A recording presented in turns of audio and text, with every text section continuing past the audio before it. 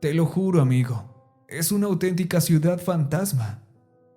Esa fue la frase que nos enganchó. Estábamos de pie alrededor de la mesa de billar de nuestro bar local, jugando unas partidas y bebiendo cervezas para celebrar el fin de semana, cuando la voz de Gerald, un cazador local, se filtró hasta nosotros. Levanté la vista y miré por encima del hombro. Estaba sentado en uno de los taburetes del bar, hablando con otro cazador del que no sabía el nombre.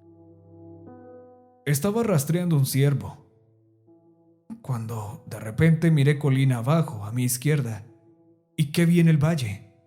Una maldita ciudad fantasma, silenciosa como una tumba con la luz del sol de la tarde brillando en los tejados y ventanas.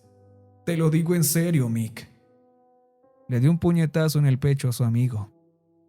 Llevo 20 años cazando por esos lados y nunca me he topado con ese lugar.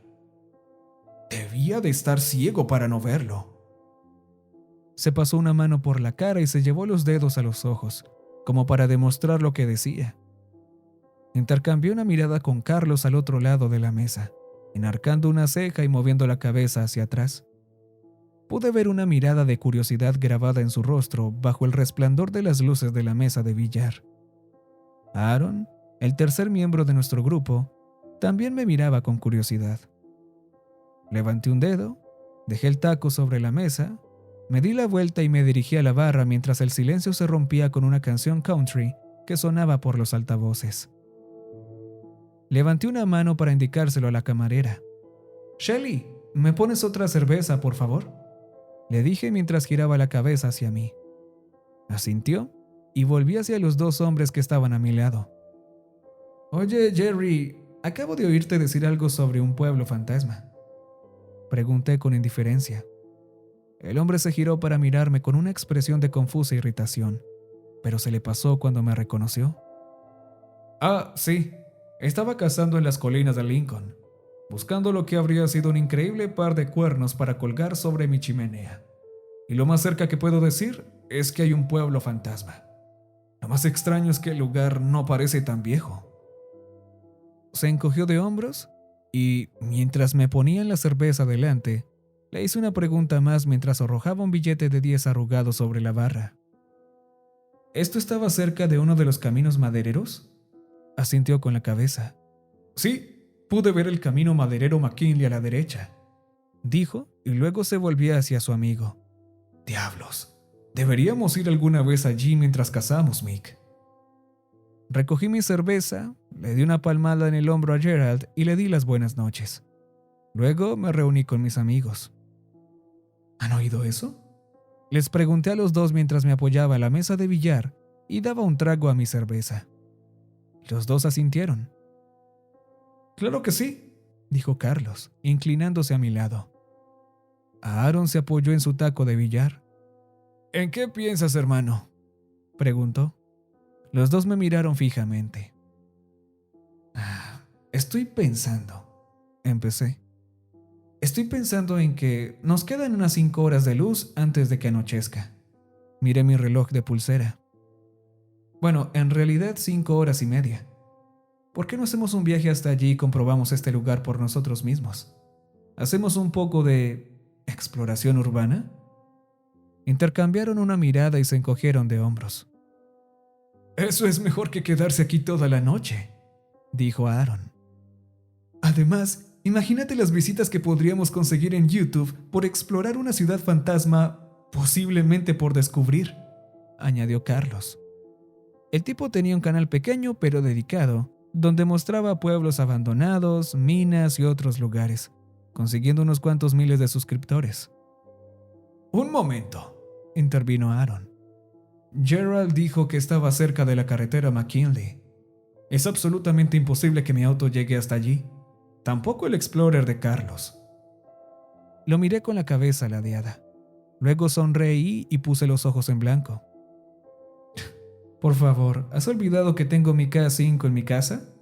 Esa cosa se comerá sus surcos y zanjas y llegará y volverá perfectamente bien». Intercambiaron otra mirada y luego ambos sonrieron. «¿Entonces qué hacemos aquí todavía?», exclamó Carlos, tragándose lo que quedaba de cerveza y tirando la botella a un cubo de basura. ¡Vámonos! Y con esa declaración, salimos del bar en fila en el Explorer de Carlos y nos dirigimos a mi casa. En la entrada estaba mi orgullo y alegría, un casi prístino Chevy K5 Blazer. Subimos todos a la camioneta y después de asegurarnos de que teníamos todo el equipo que podíamos necesitar, atravesamos la ciudad y nos adentramos en los caminos madereros. Muchos de ellos no se habían utilizado en décadas. La falta de mantenimiento de las carreteras había hecho que los caminos de tierra se llenaran de surcos y baches. Los árboles se extendían sobre la carretera, algunos entrelazados unos con otros como dedos de madera, y de vez en cuando rozaban el techo de la camioneta con un sonido nauseabundo cuando pasábamos a través de gruesas porciones. Rápidamente el espeso follaje tapó gran parte del sol de la tarde, dejando gran parte del trayecto a la sombra. Mientras conducíamos puse un CD en el reproductor, llenando la cabina con la voz de Brad Paisley. Sorteé las zanjas y abolladuras, arrastrándome de vez en cuando más despacio. Aaron estaba sentado en el asiento de al lado, con un mapa amarillento y viejísimo en el que se detallaban los caminos madereros. Lo había comprado en una venta de garaje para que me ayudara a orientarme en los bosques cuando saliera de excursión. Bien, si Jerry tenía razón, debería estar a unos 3 kilómetros delante de nosotros. Y si lo vio en un valle, señaló una depresión detallada en el mapa. El único lugar en el que se me ocurre que podría estar sería aquí, en Barrett Valley.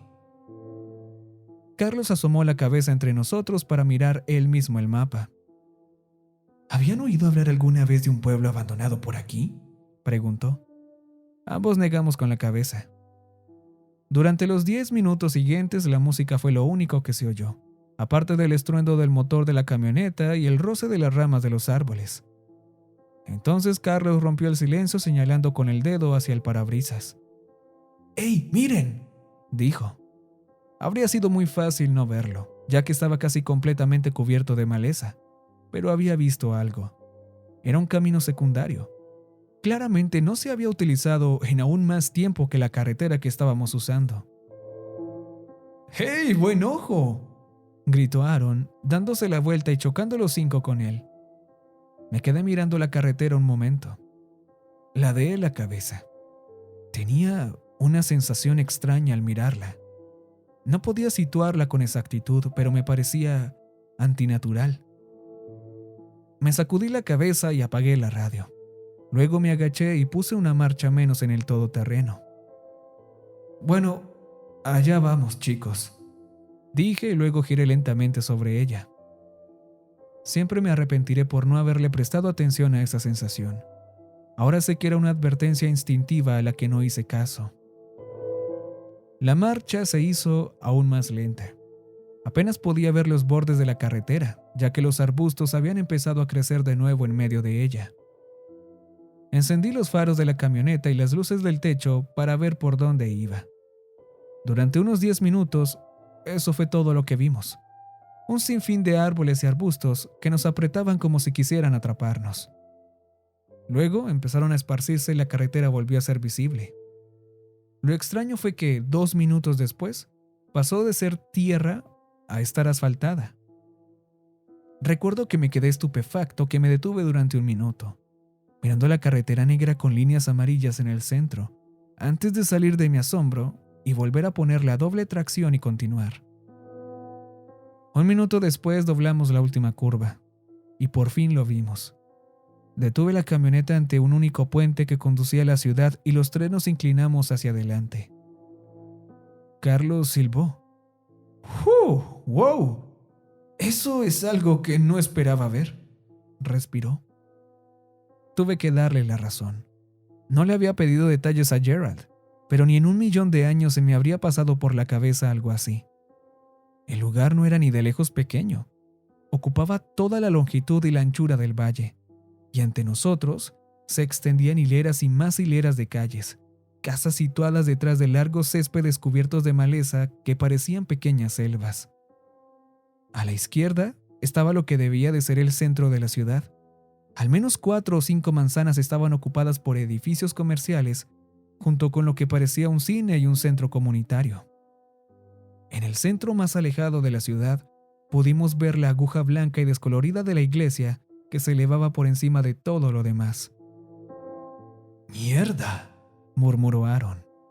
Todos nos giramos para mirarnos y luego nos reímos.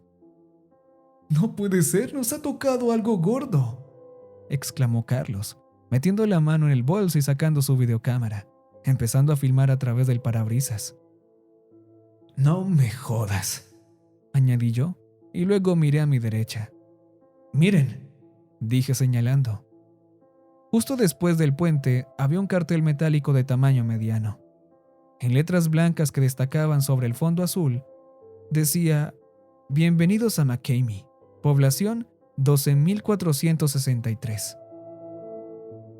«Amigo», dijo Aaron mientras Carlos se inclinaba hacia adelante para ampliar el cartel. «Ni siquiera nuestro pueblo tiene una población de 12,000 personas». Miró a su alrededor. «Y este lugar parece demasiado nuevo para ser de hace más de 30 años». Tenía razón. El diseño de las casas y los edificios comerciales parecían mucho más nuevos que cualquier pueblo abandonado con el que me hubiera tropezado. «¿Entonces por qué crees que está vacío y nunca antes habíamos oído hablar de él?», pregunté, girándome en el asiento para mirar a Carlos. Se encogió de hombros y se pasó la mano libre por el pelo castaño.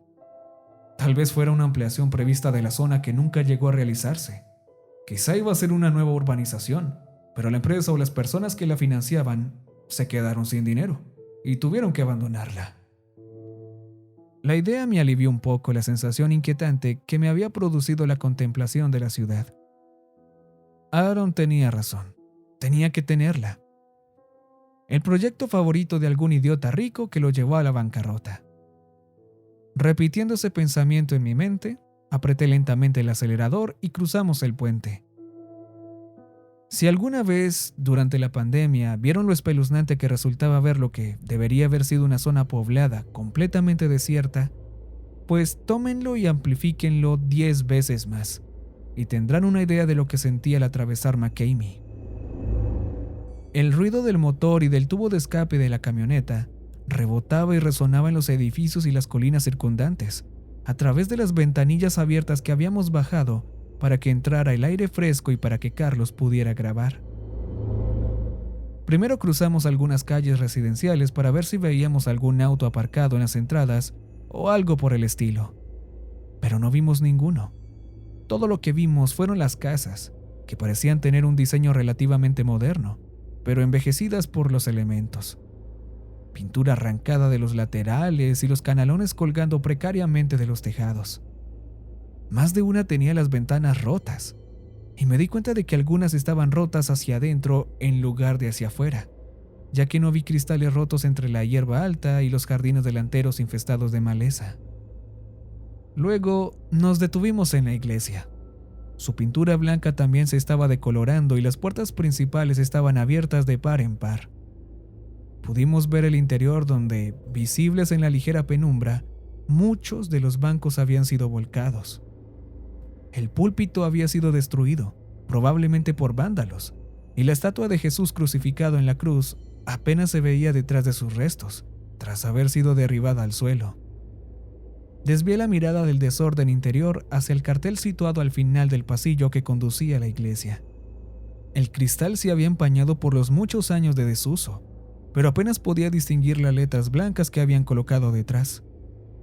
«Sálvense de la peste. Dios está aquí para ofrecerles la salvación». No entendía por qué, pero me estremecí sin querer al leerlo. Los chicos también se habían dado cuenta. «¿Qué demonios querían decir con la peste?», preguntó Carlos, acercándose al cartel. «La verdad es que no tengo ni idea», dije. Por alguna razón no quería volver a mirar dentro de la iglesia. La sensación de estremecimiento me invadió de nuevo. Sentí como si alguien acabara de pasar por encima de mi propia tumba. Aaron miró su teléfono. «Bueno, nos quedan unas 2 horas de luz. ¿Quieren ir a ver el centro de la ciudad?». Dejé escapar un profundo suspiro que no me había dado cuenta de que había estado conteniendo y luego asentí. Sí, ¿por qué no vamos a echar un vistazo y luego volvemos a la ciudad? Aceptaron mi respuesta y se dieron la vuelta, pero supe que había estado mintiendo. No tenía nada que ver con los caminos forestales. Era aquí donde no quería estar cuando se pusiera el sol. Volvimos por el bulevar principal hacia el centro de la ciudad. Unos 5 minutos después, habíamos aparcado en un descolorido aparcamiento de la plaza del centro. Las ventanas sucias ocultaban el interior de los edificios circundantes, pero los carteles, tan rotos y sucios como muchos de ellos, aún mostraban lo que habían sido. Desde nuestra plaza vimos una lavandería, una biblioteca, el edificio del periódico municipal, lo que parecía una tienda de alquiler de videos, un taller de reparaciones, una tienda de ultramarinos y al final de la plaza, el centro comunitario. Esperen, dije, apagando la camioneta y sacando la llave del contacto. Abrí la consola central y saqué de ella un pequeño estuche negro. Lo abrí revelando una pistola plateada. ¿Qué carajo es eso?, exclamó Aaron. Resoplé y luego la levanté mientras sacaba también 2 cargadores de la caja. Beretta 92 FS Inox. No salgas de casa sin ella. Saqué una funda de debajo del asiento del conductor y con un poco de contoneo me la enganché en el muslo. Introduje un cargador en el arma, luego lo enganché en la funda y me metí el que sobraba en el bolsillo de la camisa. ¿No te arriesgarás, verdad?, preguntó Carlos, bajando la cámara. Negué con la cabeza. No, y menos por aquí, donde hay una gran población de lobos. Lo último que necesito es explorar este lugar y caer en una emboscada de un lobo o un puma que se haya instalado en algún sitio. Abrí el compartimento de atrás, metí la mano y saqué otro maletín, en cuyo interior había un rifle de caza y 3 linternas de gran potencia. Le entregué el rifle a Aaron, junto con algo de munición extra, y luego le pasé las linternas. Hey, por si acaso, le dije a Carlos, que miraba perplejo las armas de fuego. El tipo solo había vivido aquí 5 años, y no sabe por qué es buena idea llevarlas siempre encima. Así que, ¿por dónde quieren empezar?, pregunté mirando mi reloj. Tenemos alrededor de 1 hora o así para investigar esto. Si queremos volver antes del anochecer, claro. Los dos miraron a su alrededor, Carlos ya sosteniendo su cámara. Bueno, pensaba que podíamos empezar por la biblioteca y luego ir al edificio del periódico. Podría ayudar a averiguar desde allí cuándo fue abandonado este lugar, si es que alguna vez tuvo habitantes. Torcí un poco la boca. Me encantaban las bibliotecas, pero ya había pasado bastante tiempo en una. Bien, esto es lo que haremos. Ustedes dos vayan a ver la biblioteca y la oficina del periódico. Vigilen sus espaldas y no se separen. Hice un gesto hacia el otro extremo de la plaza. Yo voy a ver el taller y el videoclub. Carlos me miró preocupado. Pero, ¿cómo vamos a estar en contacto por si pasa algo? Volví a meter la mano en la camioneta antes de cerrar de golpe. Le entregué a Carlos una radio. La segunda me la enganché en el cinturón antes de encenderla. ¿Así?, le dije, antes de darle unos golpecitos. Ellos asintieron y tras un último intercambio de palabras, nos separamos. Los vi cruzar la calle y subir los escalones que conducían a la enorme puerta de madera de la biblioteca, y luego comencé a caminar por el centro de la calle cuando entraron. Ahora que estaba solo, la ciudad parecía tener una sensación aún más espeluznante. Este lugar no parecía haber sido construido y luego abandonado. No sabría decir por qué lo sentía así, simplemente era casi una intuición. Mientras me dirigía al taller, el viento silbó a mi alrededor y sentí un escalofrío. Me detuve, me giré y miré las ventanas de lo que debían ser los apartamentos sobre las tiendas. Estaban oscuras e inmóviles, sin figuras en ellas. Casi deseé mejor haber visto algo. Habría sido mucho menos espeluznante. Sacudiendo la cabeza, di media vuelta y caminé un poco más deprisa hasta llegar al taller. Las 2 puertas estaban cerradas y las ventanas de la parte superior eran demasiado altas para ver a través de ellas, así que me dirigí a la puerta de cristal agrietado por la que entraban los clientes. Encendí la linterna y tiré de la manija.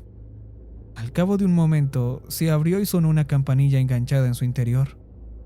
Entré y miré a mi alrededor cuando se cerró. El sonido resonó en la quietud. Justo delante de mí estaba el mostrador principal, donde el cajero recibía a los clientes. A un lado de la habitación habían estanterías con botellas y cajas cuyas etiquetas se habían podrido o despegado hacía tiempo, al igual que los carteles de la pared. Un momento. Volví a girar la linterna hacia el mostrador. Enfoqué las de luz hacia el monitor del ordenador.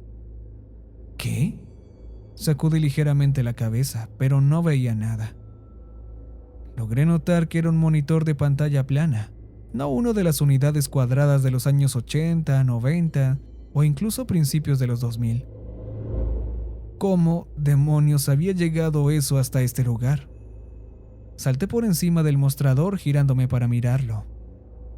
Era en efecto un monitor de pantalla plana de un modelo más reciente. El logotipo de Dell seguía visible bajo la capa de polvo que lo cubría. No podía ver la torre, solo el monitor y el teclado.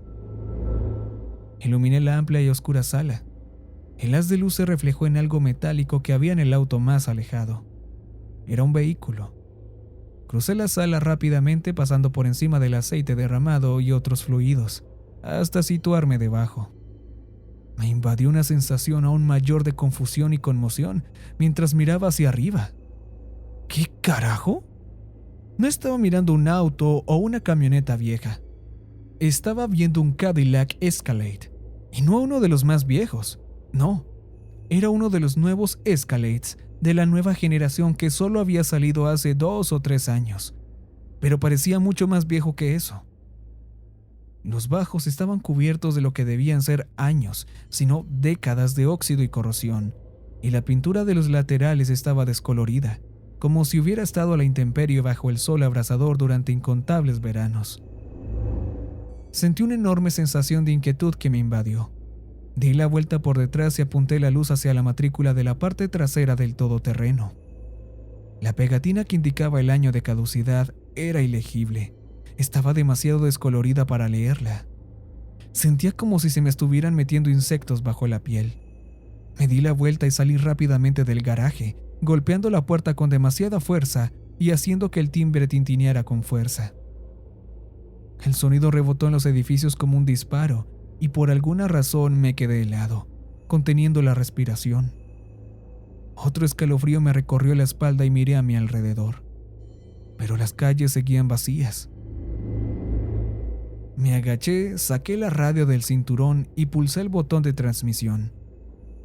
Hola chicos, llamé, con la voz ligeramente temblorosa. Aquí está pasando algo muy raro. La radio emitió un chasquido de estática. ¿Y me lo dices ahora? Oí la voz de Carlos. Hay lo que parecen ordenadores más nuevos en el mostrador de los que tenemos en nuestras bibliotecas. Y algunos de los libros que hemos encontrado, ninguno de los dos habíamos oído de ellos en la vida. Le oí reír, aún manteniendo pulsado el botón. Este sitio es increíble. He conseguido unas imágenes estupendas de todo. Hablé por la radio tratando de mantener el tono de voz. Bueno, eso es genial. ¿Ya están listos para salir de aquí ahora? La respuesta que recibí no fue la que yo quería. Solo danos 5 minutos más, Terry. Por favor. Acabamos de entrar en la oficina del periódico y esta es nuestra última parada. Quería decirle por dónde se podía meter las oficinas del periódico, pero no podía. Era mi amigo y estaba realmente emocionado. Está bien, solo les daré 5 minutos. Pulsé la radio. De acuerdo, pero solo 5, ¿ok? Recibido. Oí decirle a Carlos. Pero detrás de eso oí otra cosa. Oí lo que debía de ser Aaron tosiendo fuertemente. Oye, ¿Aaron está bien?, le pregunté. Sí, está bien. Debemos de haber levantado algo del polvo del suelo de la biblioteca, dijo y luego apagó la radio.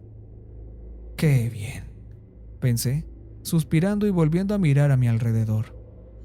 Una fría ráfaga de viento me golpeó y me subí el cierre de mi abrigo para protegerme. Estaba odiando realmente este lugar muerto. Como no quería quedarme a la intemperie, crucé rápidamente la plaza en dirección al cine. De todos modos, quería verlo. Abrí la puerta sucia, entré y encendí la luz. Había un mostrador circular en la parte delantera de la tienda, con pasillos que se extendían detrás de él. Empecé a caminar hacia él, y cuando la luz se reflejó en algo pegado en el interior de las ventanas, me giré y vi que se reflejaba en carteles de películas cubiertas de polvo y suciedad. Me fijé para ver qué películas estaban anunciando por última vez. Traté de alejar de mi mente la sensación de inquietud y lentamente crucé la habitación y usando la manga de mi abrigo, limpié lo suficiente como para poder ver alguno. Dando un paso atrás me detuve, tratando de procesar lo que estaba viendo. Me quedé confuso. ¿La monja 2? Parpadeé rápidamente, mordiéndome el labio. Soy un gran aficionado al cine, y sabía a ciencia cierta que no había ninguna película que se hubiera estrenado en las últimas décadas que se llamara así. Había una película llamada La Monja, y se había estrenado en 2018, y una secuela que se estrenaría a finales de este año, pero no ahora. Esto no tenía ningún sentido. Miré la parte inferior del póster.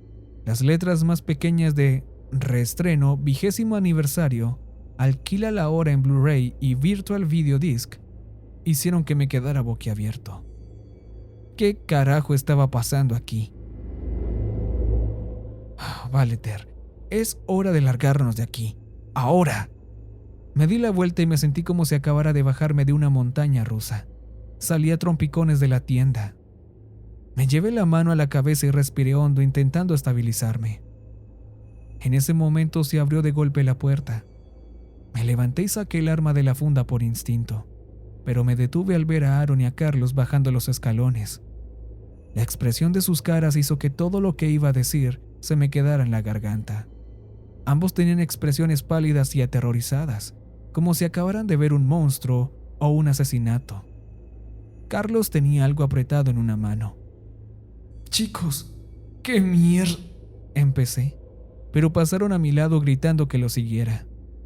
Sin saber qué más hacer, eché a correr para alcanzarlos mientras corrían hacia el centro comunitario. Llegaron al imponente edificio y chocaron entre sí mientras se abalanzaban sobre el picaporte de las puertas amarillas.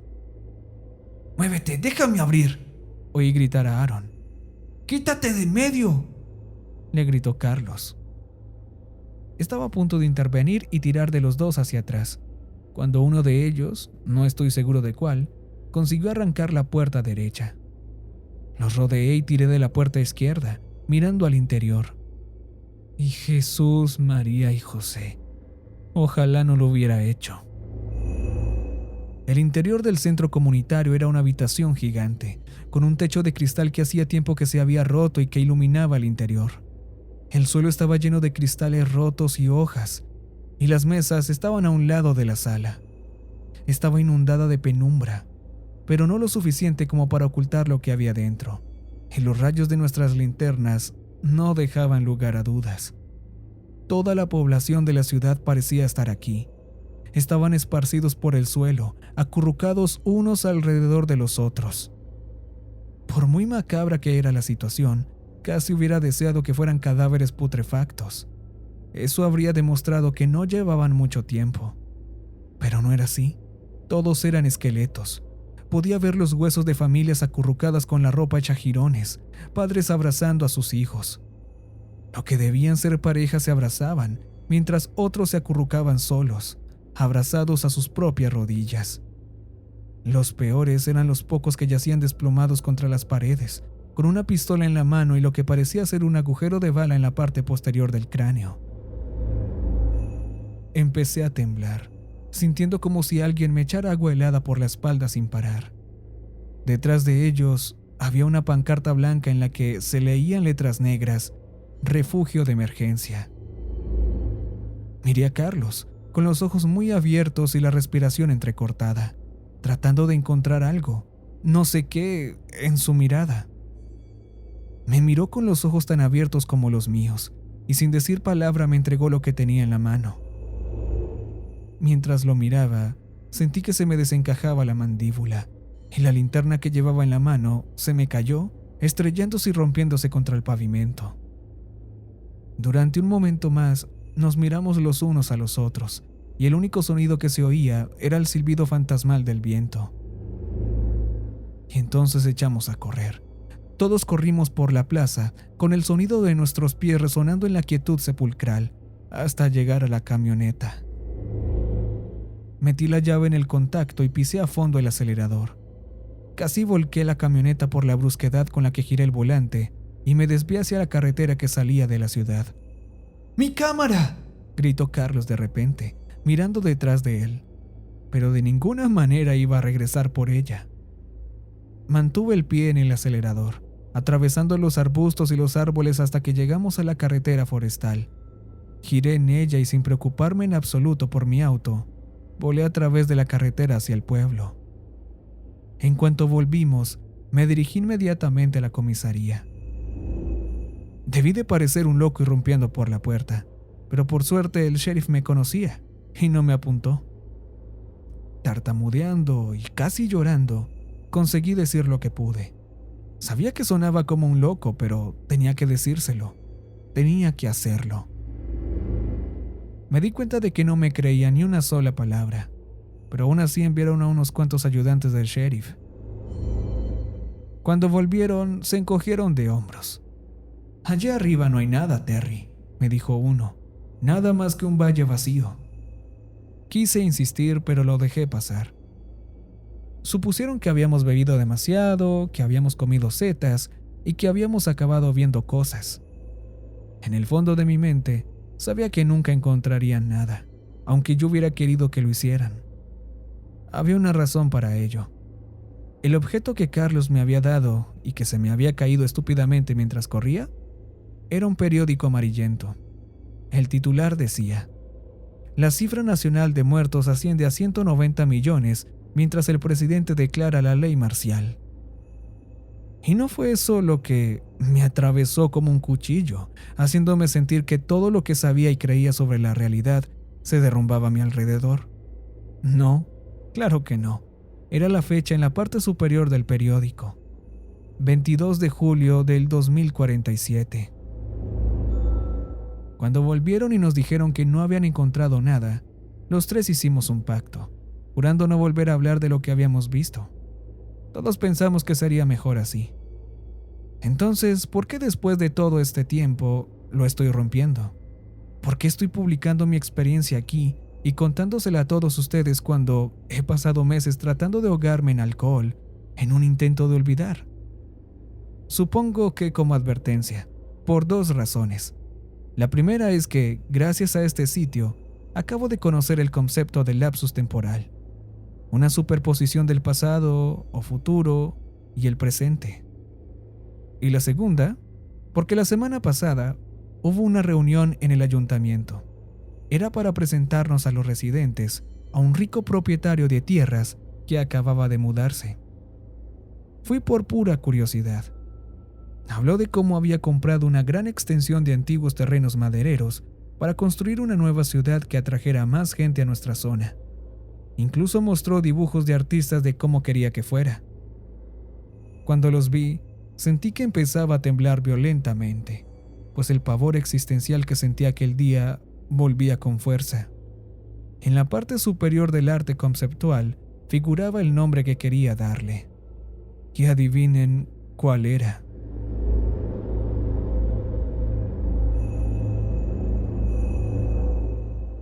Y recuerden que